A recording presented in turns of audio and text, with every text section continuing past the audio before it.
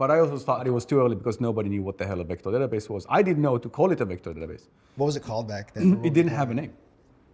Like I explained to people. Is that why in your Forbes bio you're a database entrepreneur? Yeah. I mean, jokes aside, the company almost died on the vine because we didn't have a name. Yeah. What did you call it back then?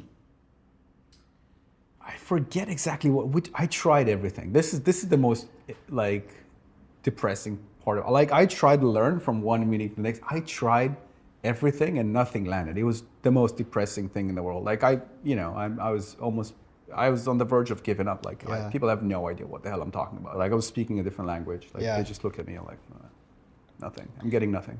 At some point, I just asked one of our early customers. We just asked them like, hey, when you talk about the thing that you buy from us, what do you say it is? I'm just curious.